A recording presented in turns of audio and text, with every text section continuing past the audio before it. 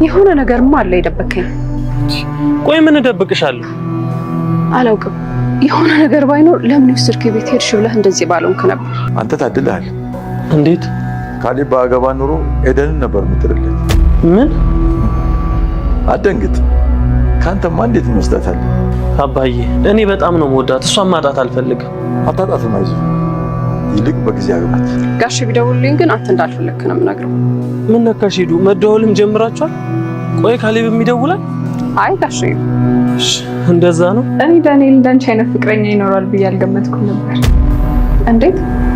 እኔ እንጃ፣ ብቻ ግን እንዳንቺ አይነት አልጠበቅኩም ነበር። በነገራችን ላይ በጣም ነው ደስ የምትይው። እኔም እኮ ወደዋለሁ፣ ግን መዋደድ ብቻውን ምንም አይጠቅምም። እኔ ማግባትና መውለድ እፈልጋለሁ። እሱ ግን አሁንም ተስፋ ላይ ነው። እሷን ከማጣ ሞቴን እመርጣለሁ። አይ ቆፍጠን ማለት ነው። ካልሆነማ ታጣታለህ። እኔማ የእውነት እያወራሁ ድንገት ትዝ ሲለኝ ለካ አንተ ህልም ዓለም ላይ ነህ። የምታውቂው ነገር አለ እንዴ? ምንም የማውቀው ነገር የለም። ግን እህትን መቼ ነው ማየት? በጣም በቅርቡ ታያታለች፣ ትመጣለች። አሰብኳት። እሷ ደግሞ ምን ያህል ደስ እንደምትል። ኤደንን ነው? አዎ። እኔ እኮ ጨካኝ አይደለሁ። እንደውም ከዚያ አጭበርባሪ እናድናት እያልኩ እኮ። አጭበርባሪ ነው እንበላታ። በዚህ ይብቃ። ደግሞ አንተ ምን አይነት ሰው ነህ? ቆይ አንተን የምታምንህ ይመስልሃል? ሚስቴን እያማገጠብኝ እንደሆነ ነግራታለሁ። ከዛ ቤት እያኖርከው መሆኑን ትነግራትና ታምናለች። እንዳንተ አይነት ሞኝ ሰው ደግሞ ለትርፍ ብሎ ዋናውን ያጣል። ትርፉ ከዋናው ከበለጠ ደግሞ ምንም ችግር የለውም። አልገባኝም። ትክክለኛ ችግር የልንገርሽ፣ ካሌብን እፈራዋለሁ።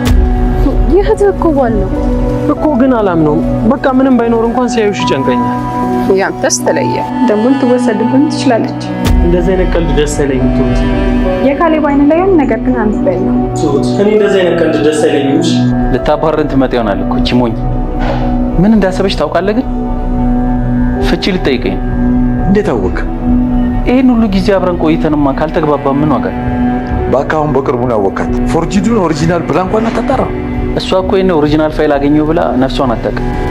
ዳኒ በፊትም የኔና የቲናን ነገር የሁለታችንን ግንኙነት ያውቁብን ይሆን እንዴ ብሎ በአንዳንድ ነገሮች እነሱ በሚያወሩት ነገሮች እነሱ በሚያሳዩቸው ፊት ራሱ ይጠረጥር ነበር። በጣም ይፈራ ነበር። ሽማግሌው በተለይ አንዳንድ ቃላቶችን ሲል ይሄ ሽማግሌ እየሰከሰን እንዳይሆን ሙድ እየያዝብን እንዳይሆን ብሎ ከዚህ በፊት በተደጋጋሚ ሲፈራ እንደነበረ ለቲና ነግሮታል። ቲና ግን አትፍራ፣ ምንም አያውቁም፣ ቢያውቁ እኮ እስካሁን ዝም አይሉንም ነበር ብላ ያንን ፍራቻውን እንዲተው ደጋግማ ስትነግሮ ነበር። አሁን ደግሞ ዳኒ በስተመጨረሻ ላይ ካሌብና የካሌብ አባት የሚያወሩትን ነገር ሰምቷል ማለት ነው። ለቲና ስለሰጧት ሐሰተኛ ሰነድና ሐሰተኛ ማስረጃ እንዴት ነው ያንን ነገር ራሱ ማታጣራው? ሐሰተኛ ይሁን እውነተኛ ይሁን ለምንድን ነው ያንን ነገር ራሱ ማታየው? ልብ ብላ ታይም እንዴ እያሉ ሞኝ ነች። ይሄኔ እኮ አሁን ስትመጣ ከቤት ልታባረረን ነው የምትመጣው። ቤት አገኘው ብላ በጣም ደስተኛ ሆናለች። ስትመጣም ፍቺ ልትጠይቀኝ ነው እያለ ካሌብ እያወራ ነውና ዳኒ ደግሞ ይሄ ነገር በጣም አስደንግጦታል። በር ስር ቆሞ እየሰማቸው ነበርና አፉን ይዞ ይሄ ዱብዳ ሆኖበታል ማለት ነው። ያው እሱ ቲና ቤት ካገኘች እኔም የሆነ ነገር አገኛለሁ ከኤደን ጋር እጋባለሁ የሚለውን ተስፋ ስላለው ሰሞኑን እንደውም በጣም ደስተኛ ሆኖ ነበር። ከሷ ጋር እንጋባለን ብሎ ለትሁት ራሱ ደጋግሞ ሲነግራት የነበረው እናንተም ከዚህ ቤት ትወጣላችሁ ብሎ ያን ያክል እርግጠኛ ሆኖ ነበር። አሁን ደግሞ ይሄንን ነገር ሲሰማ ህልሙ እንዳለ መና መሆኑን ይረዳል ማለት ነው። ይሄ ነገር ለሱ በጣም ትልቅ ኪሳራ ነው። እሱ በፊትም ስራ ብሎ ነው እዛ ቤት ገብቶ ብዙ ነገር መስዋዕት አድርጎ ራሱ ሪስክ ውስጥ ጨምሮ ከሌላ ሰው ሚስት ጋር እንደ ወንድሟ ሆኖ እዛ ቤት ለዚህ ሁሉ ጊዜ ሲቀመጥ የነበረው ስራዬ ነው የሆነ ነገር አገኝበታለሁ ብሎ ነው። አሁን ደግሞ ይሄንን ነገር ሲሰማ በጣም እንደከሰረና በዛ በኩልም ኤደንን እንደሚያጣ እርግጠኛ ይሆናል ማለት ነው። እሱም ኤደንን እዛ ቤት ያመጣትና ካሉት ቤተሰቦች ጋር ቤተሰቦቼ ናቸው ብሎ ያስተዋወቃት። ያው በቃ ቲና ቤት አግኝታለች። ከዛ ደግሞ እኔ የሆነ ነገር እካፈልና እሷን ይዣት እሄዳለሁ፣ ለተወሰነ ጊዜ ነው እዚህ ቤት የምትመጣው የሚለውን ነገር አስቦ ነው እንጂ እሷን እዛ ቤት ያመጣው በዘላቂነት በተደጋጋሚ ሽማግሌው አሁን እያደረገ እንዳለው ሽማግሌውና ኤደን ተቀራርቦ እዛ ቤት ደጋግሞ እየመጡ ባለበት አኳኋን አይደለም። እሷ ትመጣለች ከዛም በኋላ ብሎ አይደለም። ግን ለዛ ቀን ብቻ አምጥቶ አስተዋውቆ ለመሄድ ነበር ያሰበው። ያ ነገር ደግሞ አልሆነም። ሽማግሌው ኤደንን በጣም ወዷታል። እናም ደግሞ ካሌብ እንዲያገባት ይፈልጋል። ካሌብን ሊያስቀማው ይፈልጋል። ዳኒ አንተ ላይ ይሄን ነገር አድርጓል፣ አንተም ደግሞ እሱ አንተ ላይ ያደረገብህን ነገር ማድረግ አለብህ። ልጅቷ በጣም ጥሩ ሰው ነች፣ አንተ ልታገባት ይገባል እያለ ደጋግሞ ለካሌብ እየነገረው ነው። ዳኒ ደግሞ ምንም ነገር ሳይሰማ ምንም ነገር ሳይጠረጥር ራሱ ይሄ ነገር በጣም አስፈርቶታል። የኤደን በተደጋጋሚ እዛ ቤት መምጣትና ከሽማግሌው ጋር ያላት ቀረቤታ ራሱ ራሱ ምንም አልተመቸውም። ያው ሽማግሌውን ነው የሚፈራው ለማለት ሳይሆን ያው ካሌብን ነው የፈራው እዛ ቤት። ካሌብን ፈራዋለሁ ብሎ ለኤደን ራሱ ነግሯታል ማለት ነው። ይሄ ነገር ግን የሚቀርለት አይደለም። አሁን ያው ዳኒ ቤት እንደማያገኝ እርግጥ ነው። እዛ ጋር እነሱ የሚያወሩትን ነገር እነሱ ያደረጉትን ነገር የእነሱን እቅድ ሰምቷል። ለቲና ሐሰተኛ ሰነድ እንደሰጧትና እሷ የሆነ ቤቱን ሳታገኝ ቤቱን እንዳገኘች አድርጎ እንዳታለሏት ሰምቷልና እዚህ ጋር ምንም አያገኝም። ኤደንን የሚያገባበትና እሷን የሚያኖርበት ምንም ነገር ስለማያገኝ ባዶ እጁን መቅረቱ አይቀርም። ይሄ ደግሞ ኤደንን እንዲያጣ ያደርገዋል ማለት ነው። ያው ኤደን እዛ ጋር ዛሬ ስታወራ እንደነበረው ለትሁት እኔ ማግባት እፈልጋለሁ፣ እኔ መውለድ እፈልጋለሁ፣ እሱ ደግሞ ቆይ ጊዜ ስጭኝ እያለ ጊዜን እያቃጠለብኝ ነው ብላ ያንን ነገር ራሱ ለትሁት ነግረዋለች። ምንም እንኳን ብትወደውም ብታፈቅረውም አሁን ላይ ጋብቻና ትዳር እንደምትፈልግ ነግረዋለችና በዚህ መሃል ደግሞ ምንም ያሌለውን ዳኒ ባዶ እጁን ቀርቷል።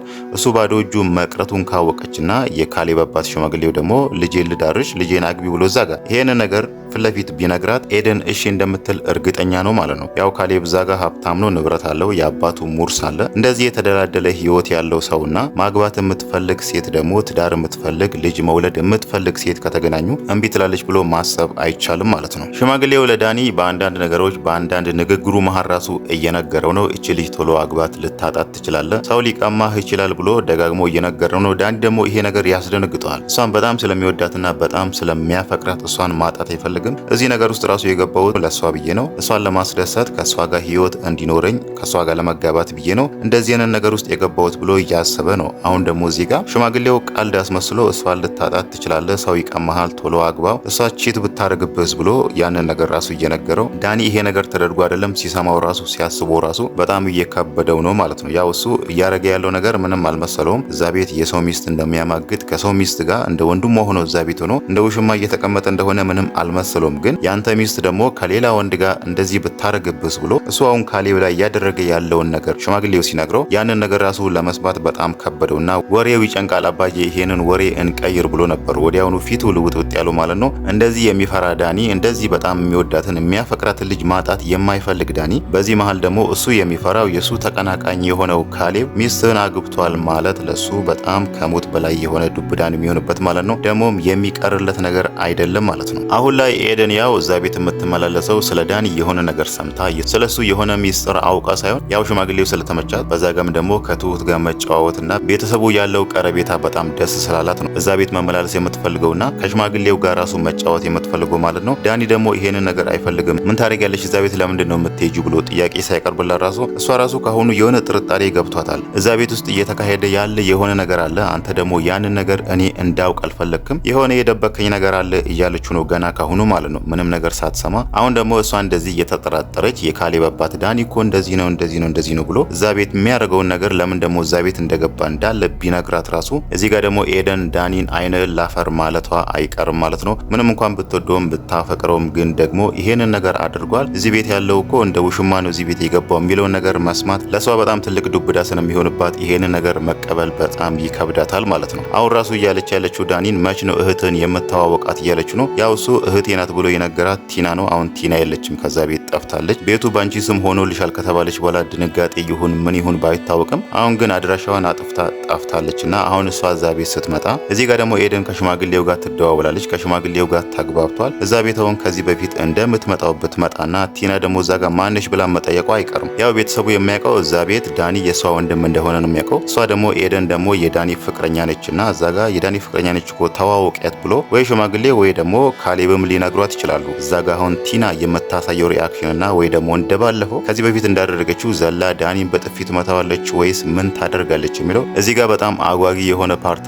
ሁላችንም ለማየት የምንናፍቀው ቦታ ነው ማለት ነው። መጀመሪያ ላይ ሽማግሌው ዳኒ እዛ ቤት ፍቅረኛውን ያምጣ ሲባል ፍቅረኛን ይዘና ብሎ ዳኒን እንዲያመጣት ሲጋብዙት እሱ አንተ ላይ ያደረገውን ነገር እሱ ካሌብ ላይ ያደረገውን ነገር እኛም እናድርግበት ብሎ እንደዛ ነበር እቅዳቸው። አሁን ደግሞ ኤደን እዛ ቤት መመላለስ ከጀመረችና ከሽማግሌው ጋር ስልክ ተቀያይሮ ራሱ ዳኒ ራሱ ሳያቅ እዛ ቤት ትመጣለች። እሷ ከሷ ጋር ተቀራርቦ ተጨዋውቶ ጸባይ ለጸባይ ሲግባቡ ደግሞ ሽማግሌው ለልጁ ወዷታልና እቺ በጣም ጨዋ ልጅ ነች፣ በጣም ቆንጆ ልጅ ነች፣ እቺ ማግባት አለብ ብሎ ከአላማውም በላይ መጀመሪያ ዳኒን ከመበቀልም አላማ በላይ አሁን ሽማግሌው የምርም ካሌብ እቺ ልጅ እንዲያገባ ይፈልጋል ማለት ነው። ቲና ከዚህ በፊት እዛ ቤት በነበረችበት ጊዜ ምንም ነገር መስራት አትፈልግም፣ ቡና ራሱ ማፍላት አትፈልግም። ሲጀመር እሷ ምንም ወያ የለትም። ለምን ካሌብ ከዚህ በፊት ራሱ ቁርስ ስሪልኝ ብሏት ቁርሱ ሳይጣፍጠው ቁርሱ ስለተበላሸ ብቻ ምን አይነት ቁርስ የሰራሽው አይጣፍጥም እኮ ብሎ ለተናገራት ራሱ በጣም አኩርፋ ከዛ ቤት ወጥታ ነበርና ቲና ምንም መስራት የማትፈልግ ሚስት እዛ እያለች አሁን ደግሞ አዲስ የመጣች የዳኒ ሚስት የሆነች አሁን ገና ከመምጣቷ እንግዳ ሆና እዛ ቤት ቁጭ ብላ ራሱ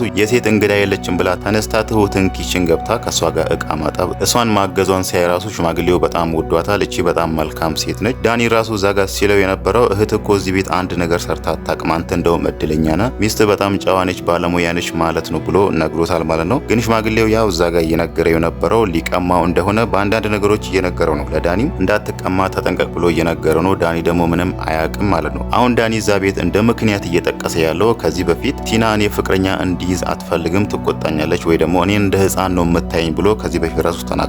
አሁን እዛ ቤት ቲና ከመጣች በኋላ ለምንድነው ፍቅረኛን ማታመጣው ለምንድነው ብሎ ቤተሰቡ እሱ ቲና ባሌለችበት ጊዜ ፍቅረኛውን እዛ ቤት ያመጣ እንደነበረ እንዳያወሩ ራሱ አሁን እዛ ጋር እነሱን እንደማስጠንቀቂያ እየነገራቸው ያለው እኔ የቲና ነገር በጣም አሳስቦኛል። እሷ ከመጣች በኋላ እንደዚህ አይነት ነገር አትወድም፣ ትቆጣኛለች፣ እሷ ፍቅረኛ እንዲይዝ አትፈልግም ብሎ ያንን ነገር እየነገራቸው